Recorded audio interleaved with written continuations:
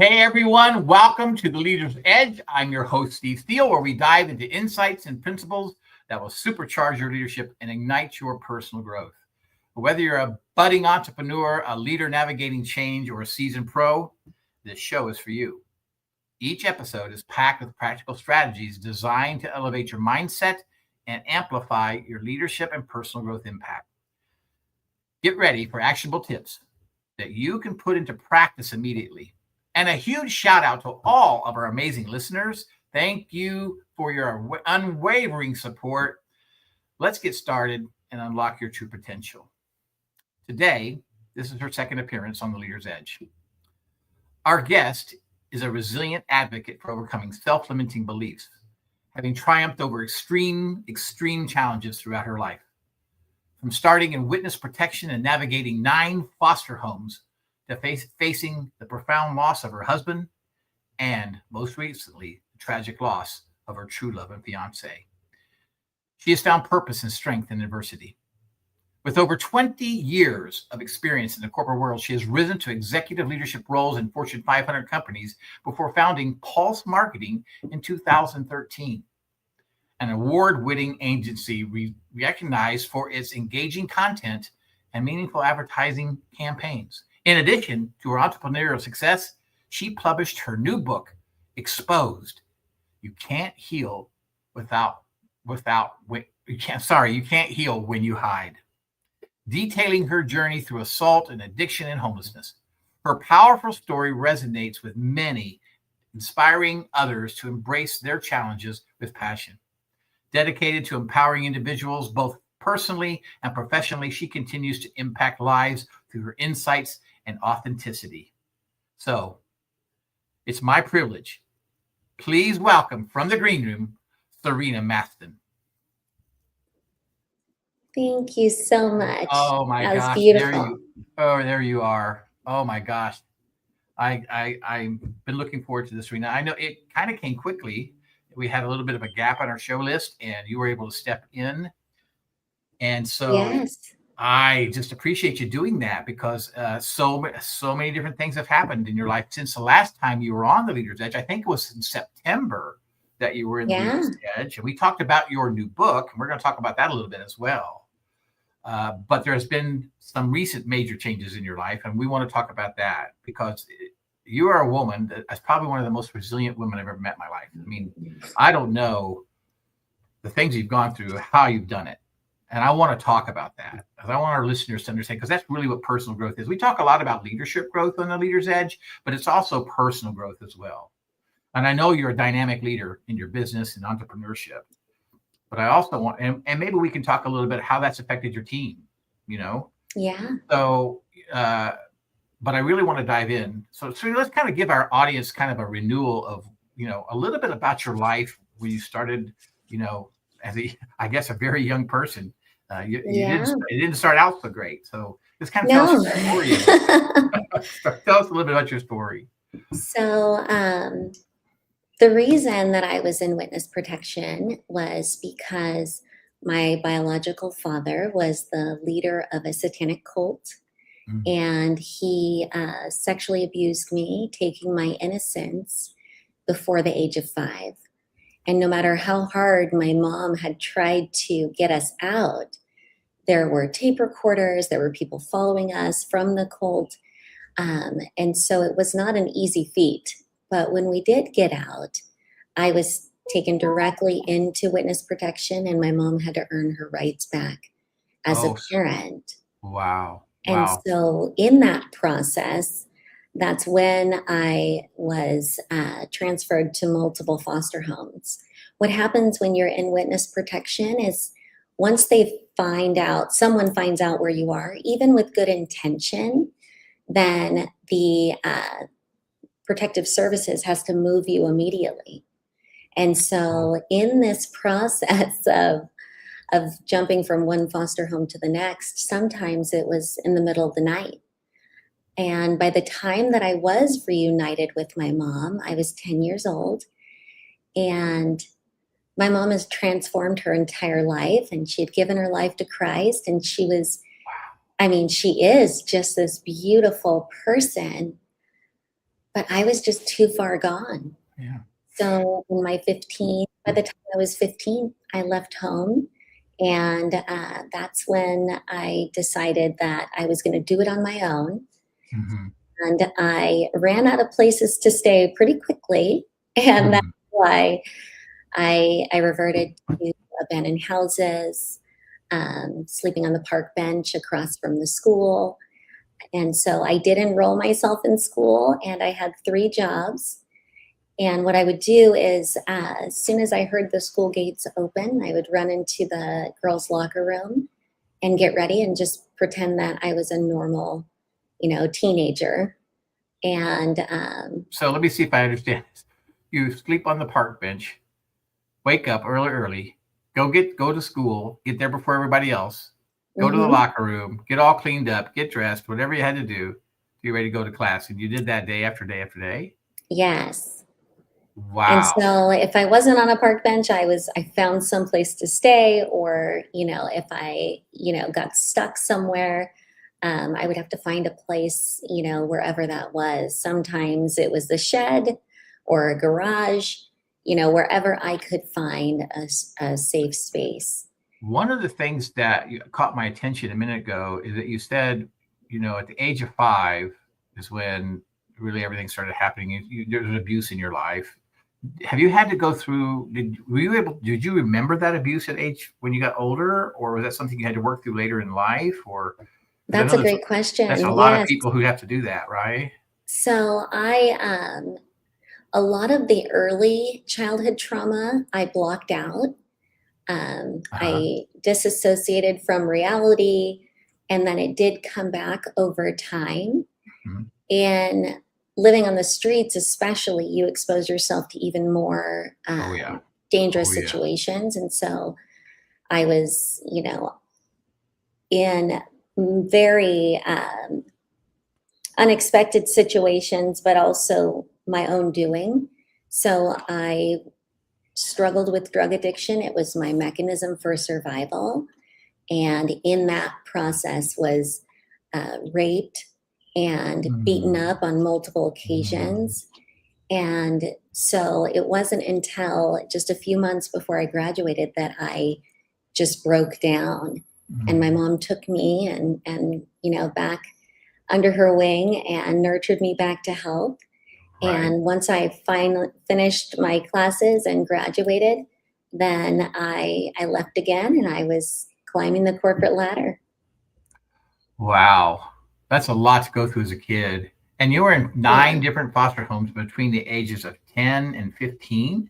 5 and 10. 5 and 10, 9 different. Yes. Wow. So wherever somebody would find out where you're at, they had to move you again. Yes. And it didn't help because I also ran away at 6 years old from a foster home. So Serena, what were you thinking at 6? How did you know how to even do that at 6 years old? I don't, I was a very determined child. I tried to run away when I was like 6 or 7, and I got to the street where I knew I couldn't cross, and so I had to come home. Mom and Dad didn't want me to cross the street. So this particular foster home, they would only let us out of our rooms at certain times of the day. Oh my goodness. And there was a hallway that they had a latch on an accordion door, and then they would lock us down that hallway so we would be stuck in our room. And one night I could hear that they did not latch that door. And when everyone fell asleep, that was my cue to go find my mom. That's what I was looking for. Is that right? You were looking for your mom. Wow. Yes. As a child at that age, looking for your mom. I mean, I have a grandson that's 7, and or maybe he just turned 8. But I have another grandson who's getting ready to turn 4. I just can't imagine the thinking that was going through your mind trying to find your mother at that young age, and just do whatever it would take.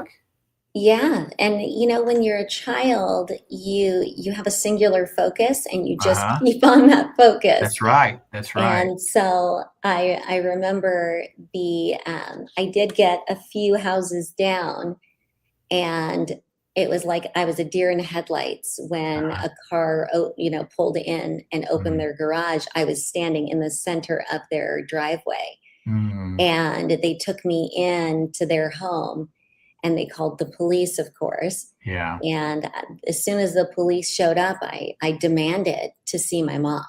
Mhm. I can So imagine. Can imagine. they didn't comply with my demands at No, 6 years old. I wouldn't imagine. But I also didn't have the words to articulate why I was running Sure, away sure, until sure. much later. And so a lot of the trauma, a lot of the memories that resurfaced, Mhm. um, they showed up in other areas of my life, and then I had to face them. So you finally got to the point where you graduated from high school and you're ready to stretch your wings, get out there in corporate America. You're living with your mom at this time?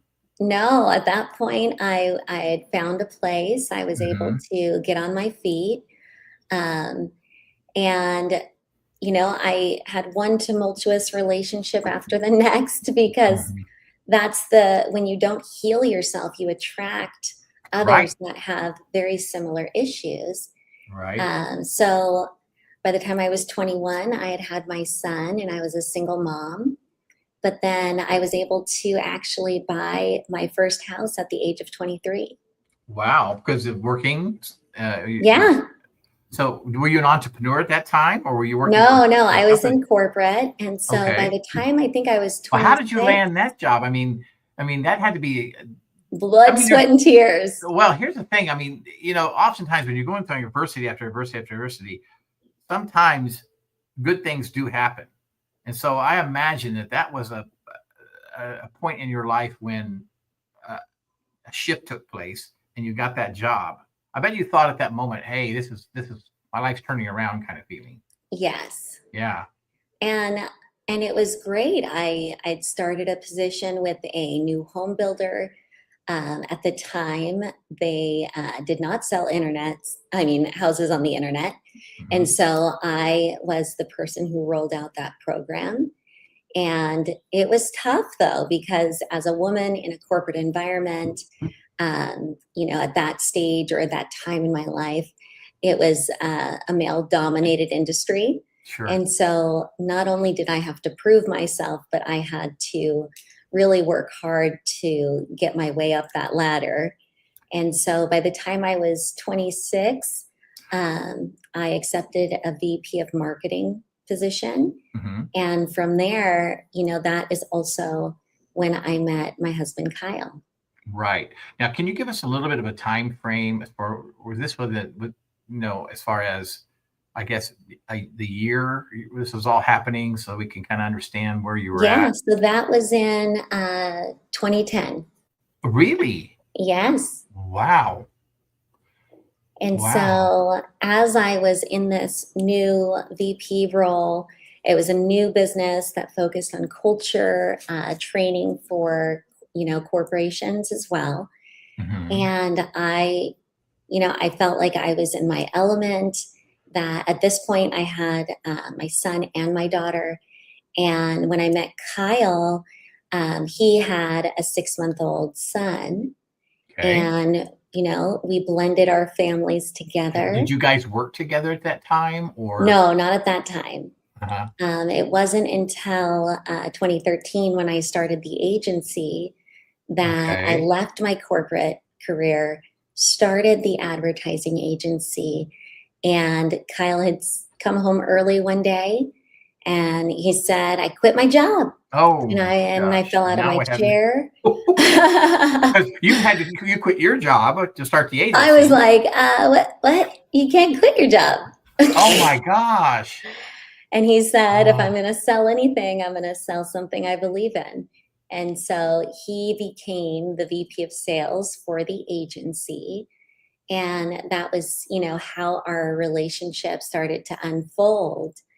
Um, and this was and as 2010, Yeah, 2011. well, Okay. 2013. 13. Okay. Okay. Gotcha. Mhm. Okay. But as the business started to grow and thrive, um, there were a lot of things behind the scenes that we were struggling with. And Kyle was struggling with multiple infidelities and his own addiction.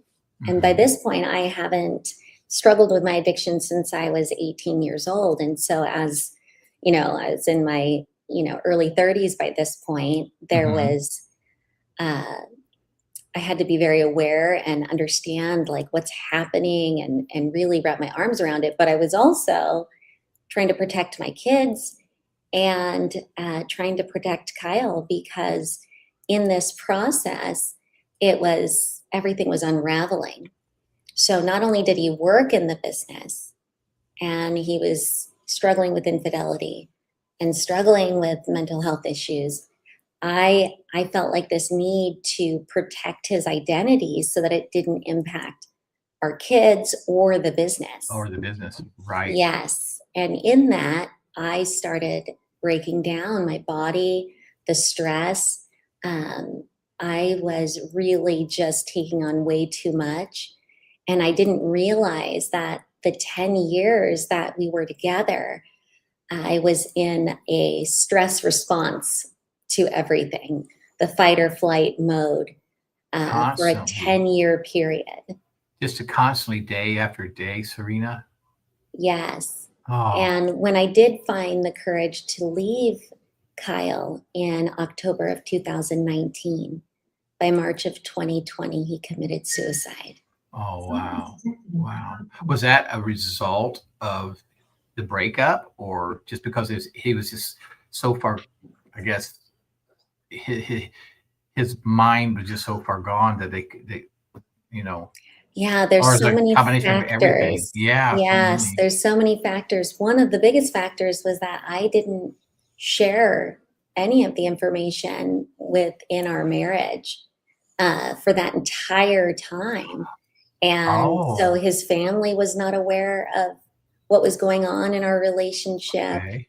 And it wasn't until I left him that his world started to spiral. Was that all just to protect him, or protect your company, protect your kids? Yes. Yeah, I can imagine so. Yeah. So it was a constant fight or flight mode. And when he took his life, it was like the calm after the storm. It was this very eerie sense of silence. Well, can you recall back? We got just a couple of minutes here. So can you recall back at that moment when you found out that happened to Kyle? Yes. Can you share with us what went through your mind?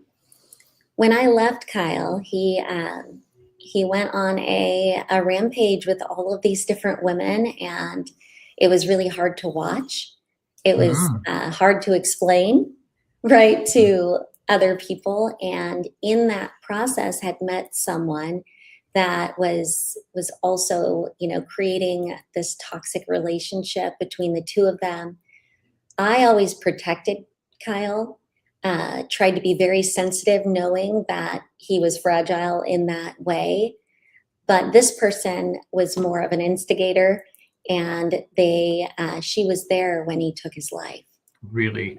Well, let's hold off on that for just a second, because I want to take a quick break here, because I want to kind of get into it a little bit, unpack a little bit more. Because I don't know if it's the same person or not, but wasn't there a person that was working in your agency that was connected to Kyle? Yes. Yeah. It was not the same person. Not the same person. Yes. Okay, good. I couldn't remember. I know, reading your book, I remember a lot of those different scenarios that you played out. And I might add, if you haven't got this book, you need to get it exposed. I'm telling you what, it is fantastic. It just literally blew me away. When I read it, when I finished it, I had to immediately sit down and write Serena an email how powerful it was. It was really it's really not great. For the faint at heart, though. No, it is not. I will tell you that it's not. We're going to talk about that in a little bit more too, in a little bit. But so we're going to take a quick break, and when we get back, Serena, when we return, we're going to talk a little bit about unpacking a little bit more right before Kyle and then his passing. So we'll be right back to the Leader's Edge.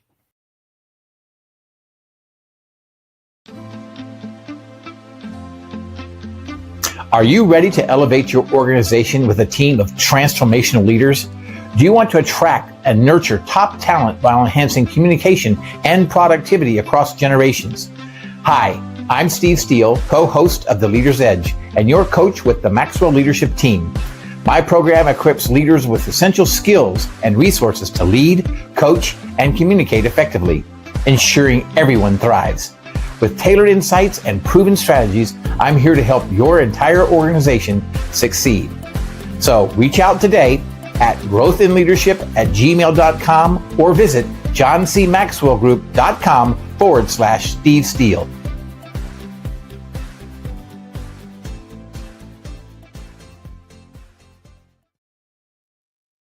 Hey everyone, welcome back to The Leader's Edge. I'm Steve Steele, your host, with our special guest today, Serena Mastin.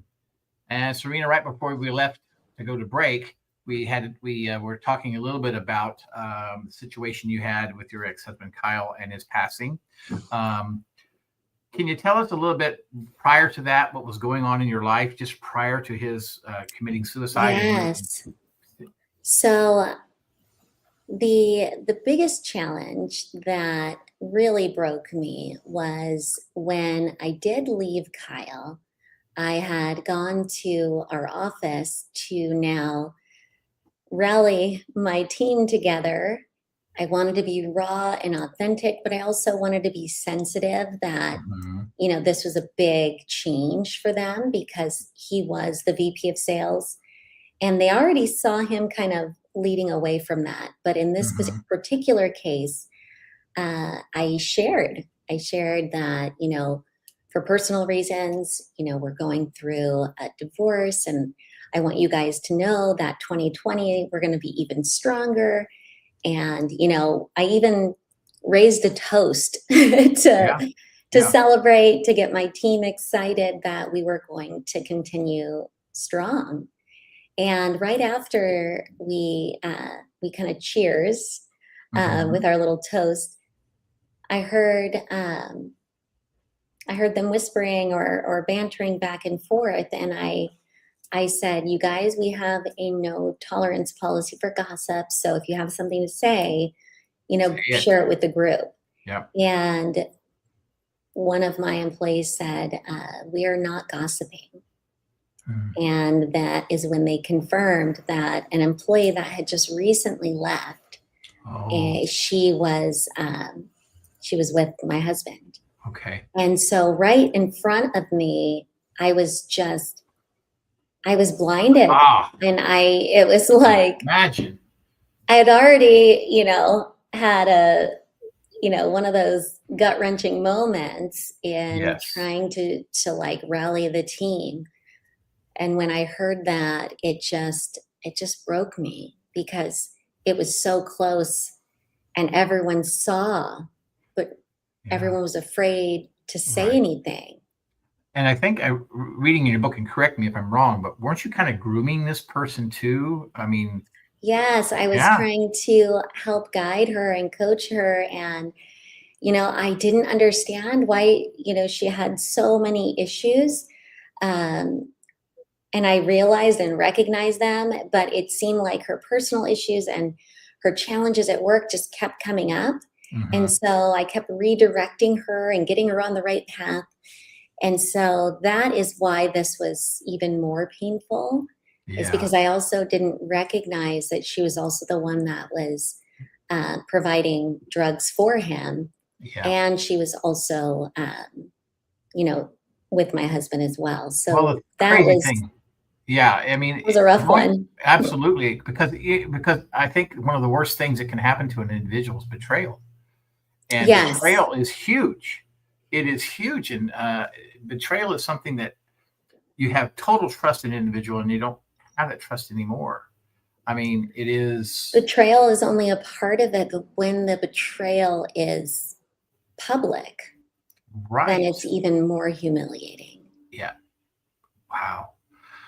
Well, okay, Serena. So take us back to that day when you found out that Kyle had committed suicide. How did that take place? So that night, I received a text message from Kyle, which was unusual, and he said, "I'm so sorry for all the pain that I've caused you, And I'm so grateful for all the memories that we shared.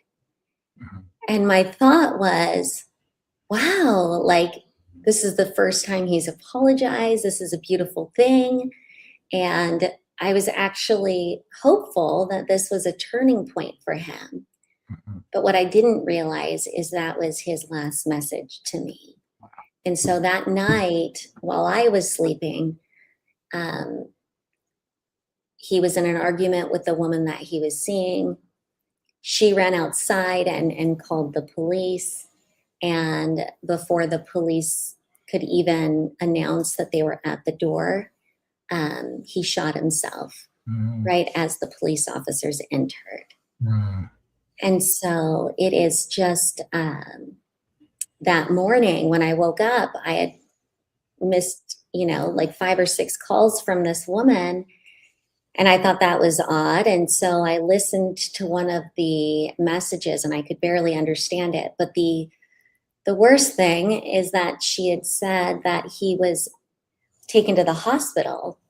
And it just happened to be that the place that I was living, I could see the hospital from my bedroom window.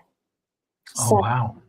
I started running down the stairs. My son, he, grabbed his stuff. My daughter, I said, stay home. I don't know what's happening. Mhm. Mhm. And we literally went to the hospital that morning and I demanded to see him. And they said, we need to take you to a private room.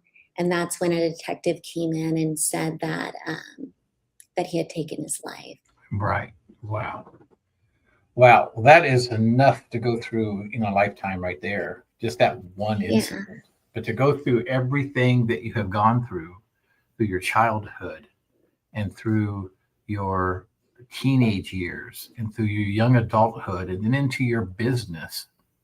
And then with the different betrayals of people in your life, Serena, I don't know how you're still standing today. It is just amazing to me. I mean, I've read your book, and I will tell you once again, guys, get the book disposed because I will tell you it is not for the faint of heart.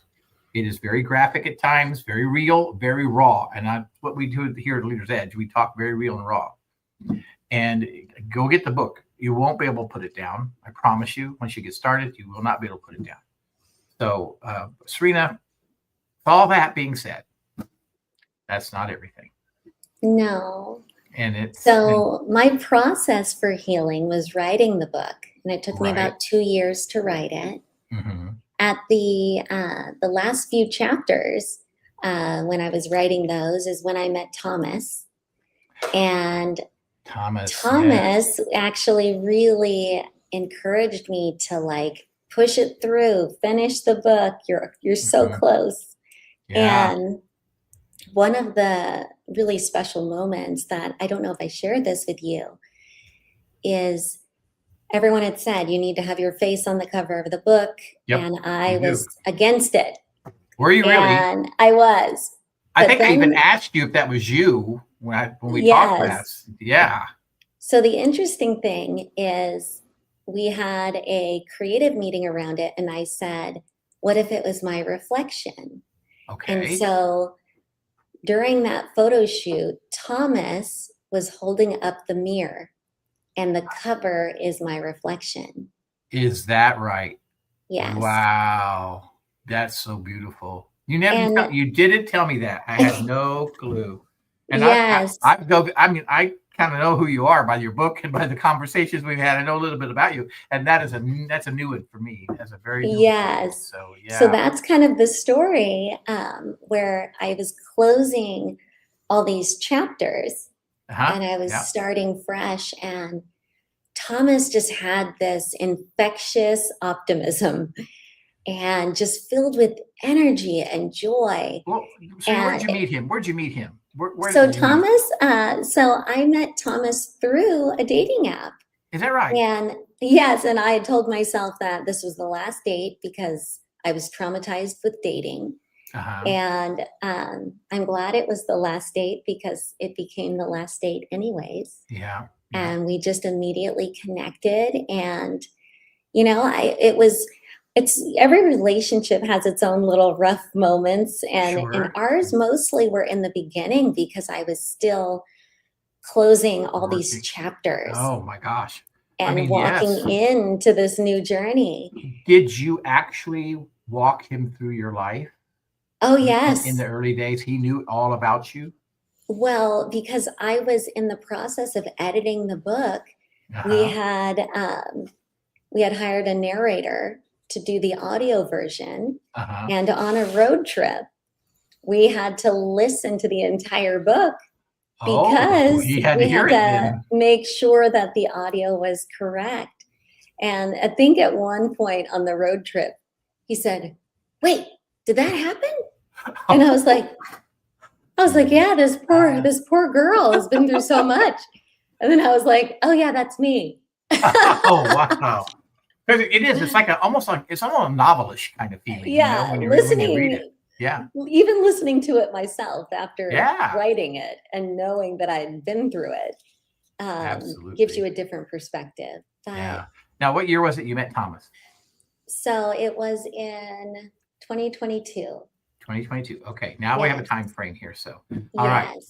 So, Kyle took his life in 2020, right. and then I met Thomas in 2022, finalized the book, published it. Yep. And Thomas just brought so much joy. And my kids loved him.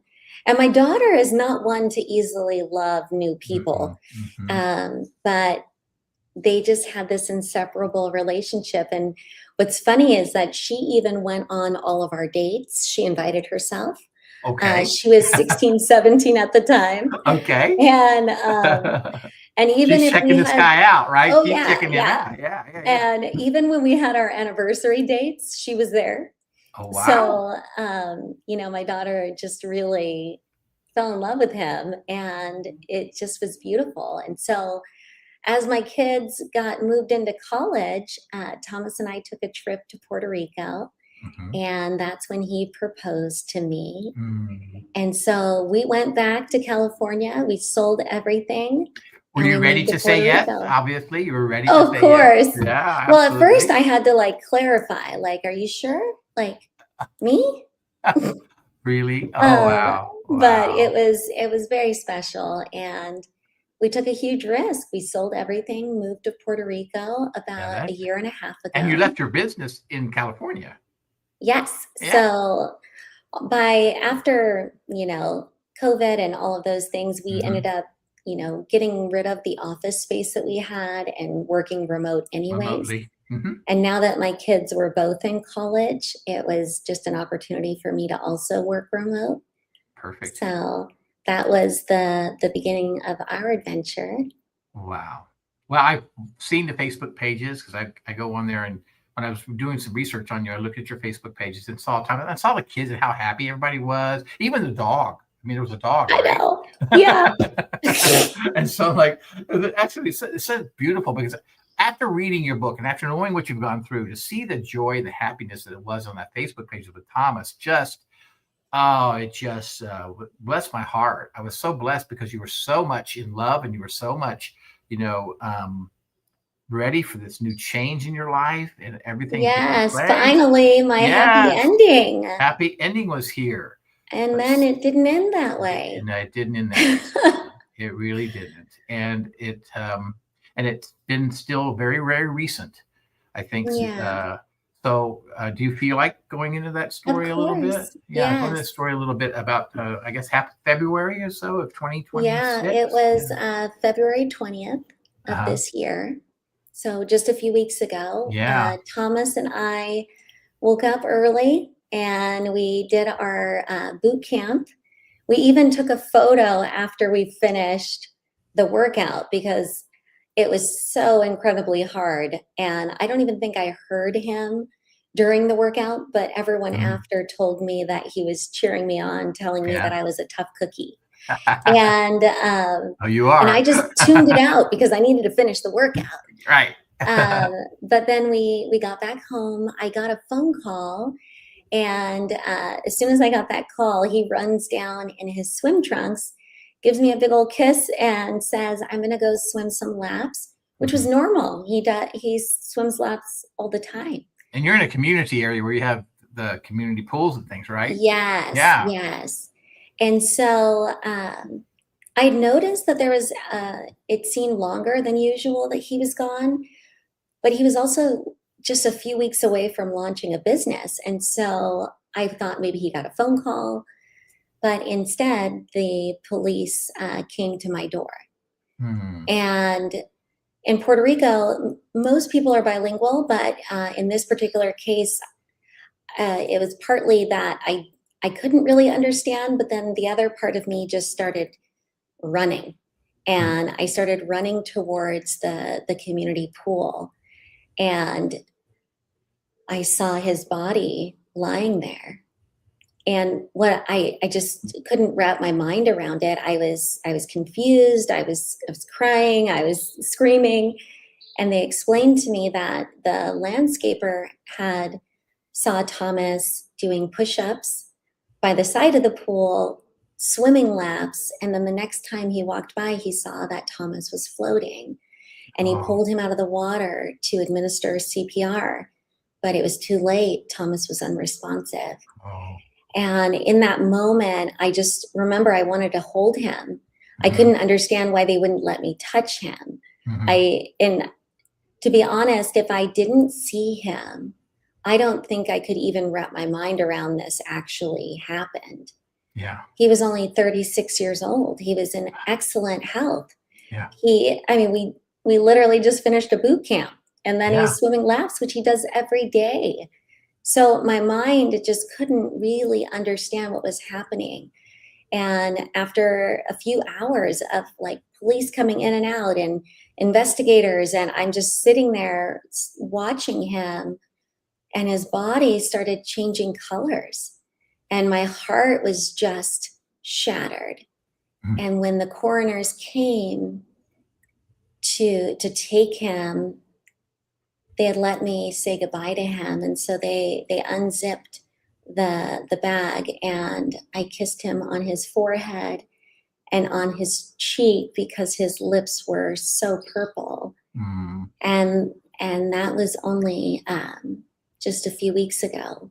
And because Puerto Rico is so understaffed, we won't find the results from his autopsy report for another several months. Wow.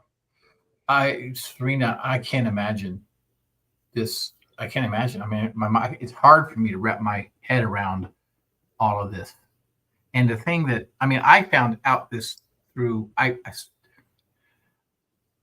saw Steve Ramona's show. You were on Steve Ramona's show. And I found out, then I went, oh my gosh. And then I went and jumped back to Facebook to see your Facebook page. And there's some things about what had happened there. And I still was trying to put two and two together. And I was afraid to email because I didn't want to make a mistake and say, but I finally figured it all out as we went forward. And it's just, I just can't wrap my head around this. I mean, it's got to be one of the most difficult things a person can go through. And especially with, did you ever think for a minute that, why me? Why am I going to have to go through this again? I mean, God, of course, what are you that trying, was the first thought.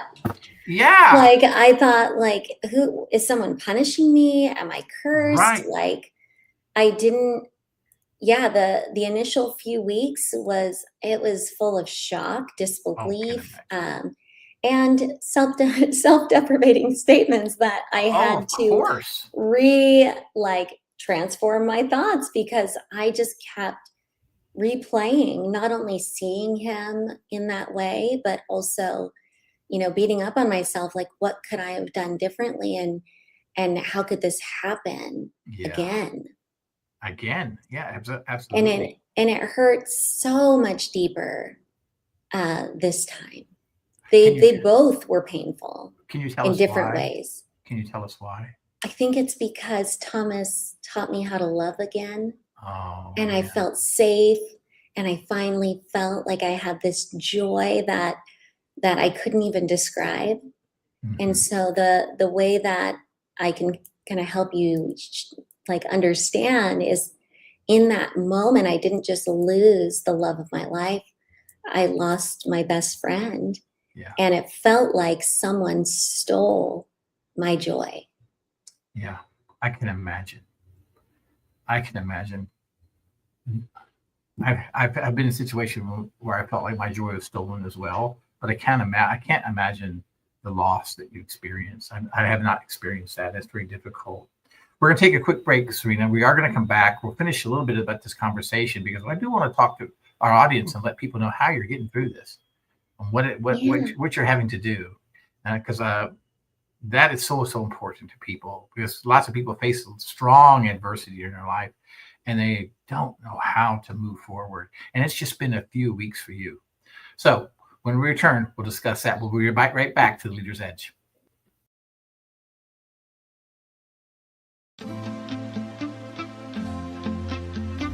Are you ready to elevate your organization with a team of transformational leaders? Do you want to attract and nurture top talent while enhancing communication and productivity across generations? Hi, I'm Steele, co-host of The Leader's Edge, and your coach with the Maxwell Leadership Team. My program equips leaders with essential skills and resources to lead, coach, and communicate effectively, ensuring everyone thrives. With tailored insights and proven strategies, I'm here to help your entire organization succeed.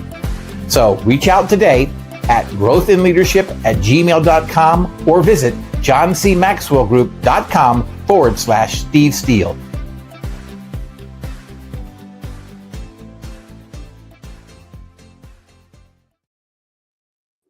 Hey everyone, welcome back to the Leader's Edge. I'm your host, Steve Steele, with our special guest today, Serena Mastin. Serena, wow. What a total it was just a very tragic thing that happened with Thomas. And I just cannot, as I said before we went to break, can't really imagine what a person is going through, what they're thinking when that happens. And I know there was a period of time there, the first few weeks, that you just had to have this whole piece of you just going like, why, and just digging in the deep parts of you and saying, what did I do to deserve this? I mean, you've been through so much, Serena.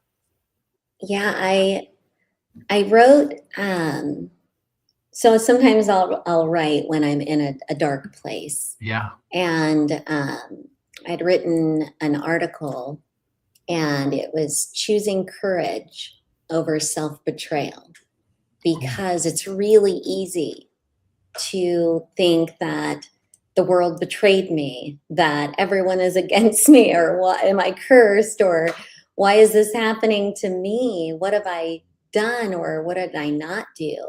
Mm-hmm. And I really had to shift those thoughts, because the truth is that we live in a fragile world.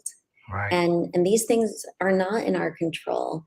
And I'm not responsible for someone else's mortality, right, even if it feels like in that moment that I could have done something different.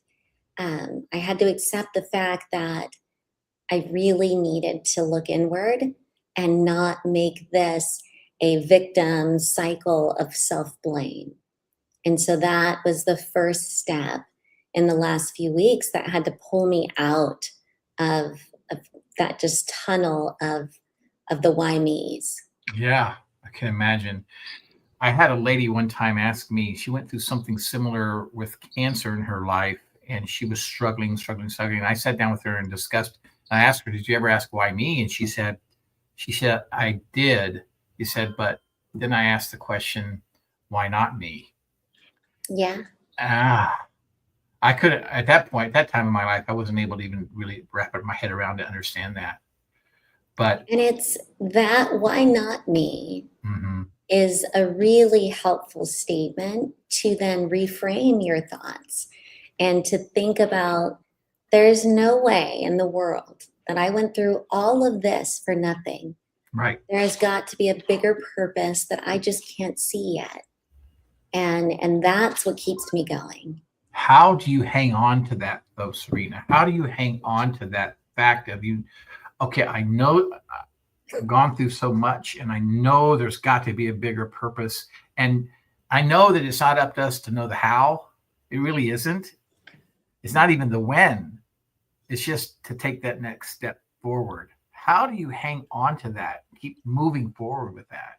Yeah, so there's many different ways that I go through my healing process, and obviously because I've done this before, Yeah, I, yeah. it immediately comes back to me, and in this process is my first transition is to be gentle with myself, Hmm. to not allow my thoughts to create their own story or narrative, to not try and That's so hard to do, right? I know, and to Oh, not that is so try to difficult. understand what happened, but just to wait for those results to come, because otherwise I would be spiraling, with all of these thoughts where when I get the answer, I will know. But if I continue to spiral out of control with what happened, why, that's not going to help me take a step forward. It's going to be, my focus is not going to be clear. So that's the first step, is looking inward,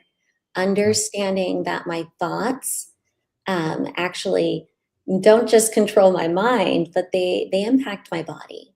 Yeah, The they do. second thing that I do is I take moments to do breath work so that Hmm. I can be present in the moment instead of thinking of what I wish I would have done differently or what I want, in the future. And the breath work helps me stay grounded.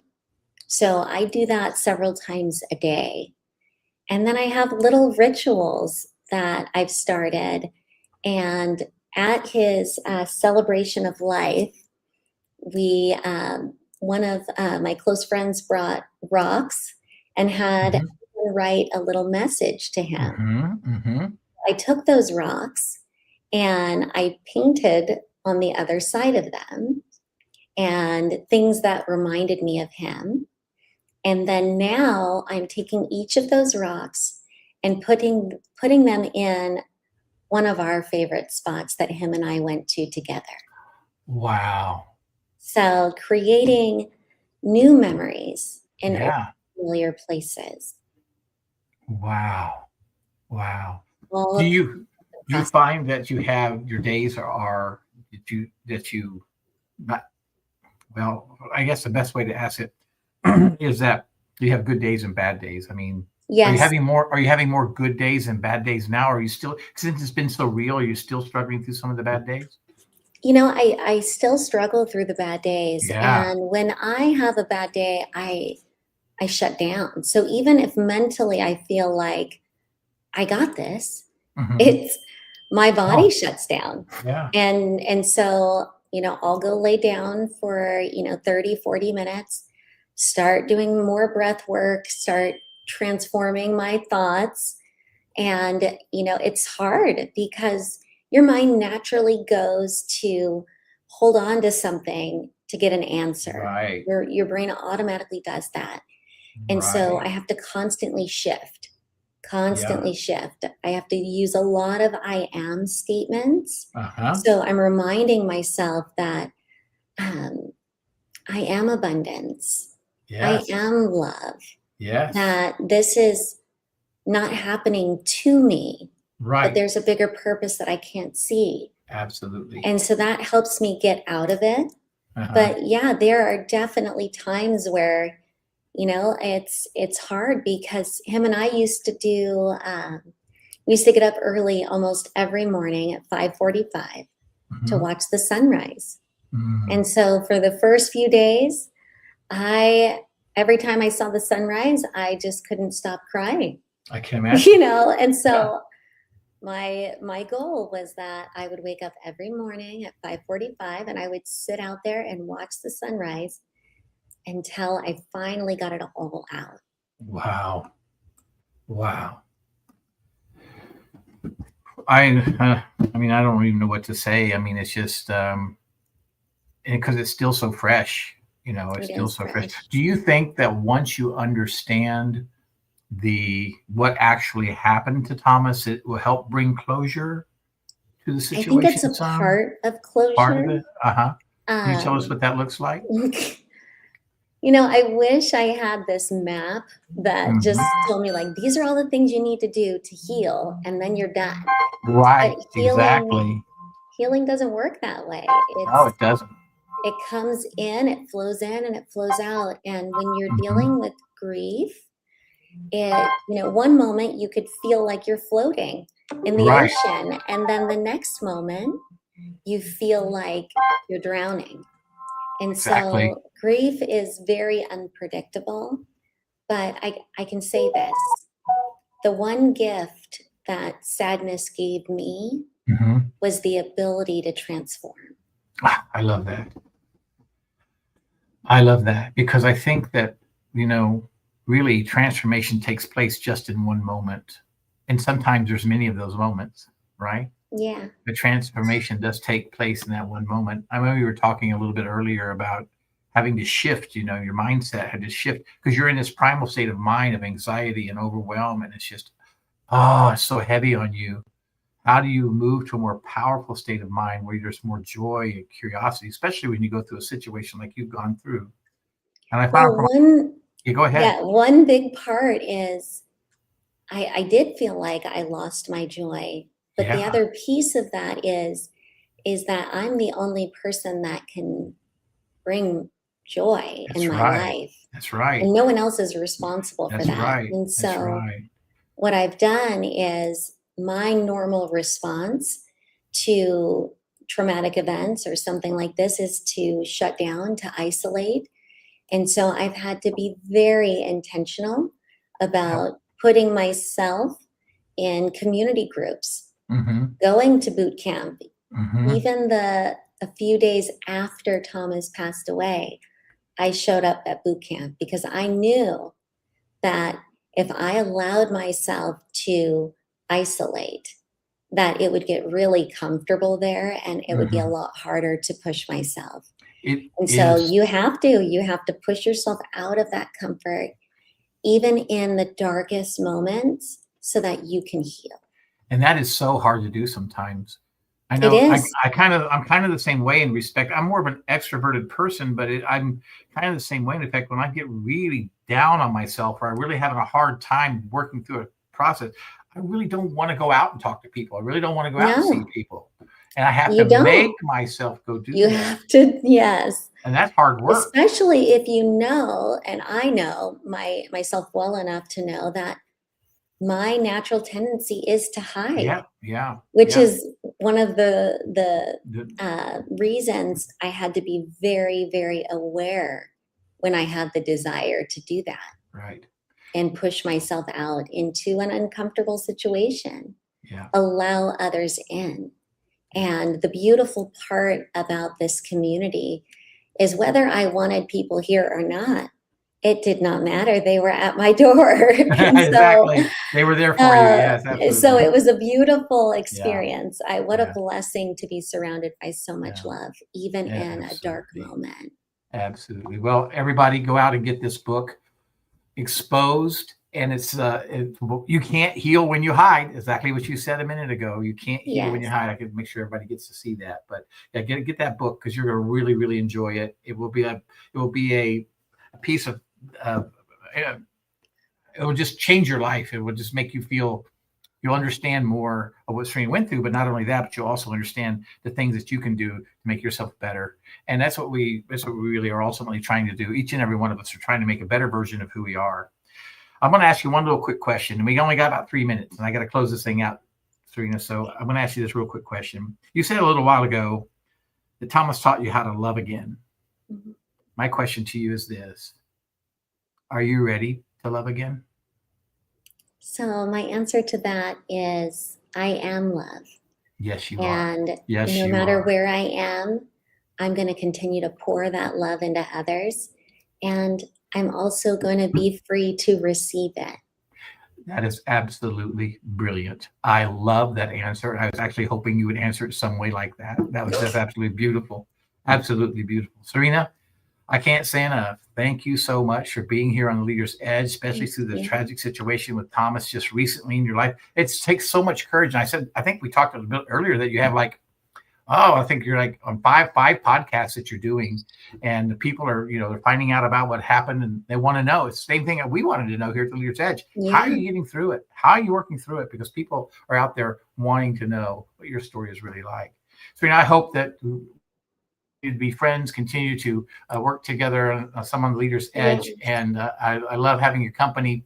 It's awesome. Thank you so much for just being here, sharing your stories. I know how difficult it must be to really go through that again. But I know, again, it's actually part of your own healing. So I appreciate you. Yes. And go get that book, everyone. Go get that book, Exposed. You need to go get it. All right. Okay. Next week on the Leader's Edge, a path to personal growth, we welcome Erica Rosfisky as she unveils her transforming healing methods, exploring frequency and activation meditations and energy channeling to help you uncover and heal root causes of pain. Now, we've never did that. That's a first on the Leader's Edge, and I'm anxious to dive in with Erica and find out what she's all about. And just as a reminder, you can find the Leader's Edge on Apple Music, Spotify, YouTube, or wherever you listen for your favorite podcasts.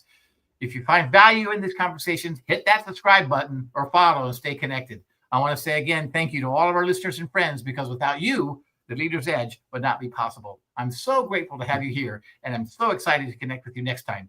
So see you, everyone. Bye-bye.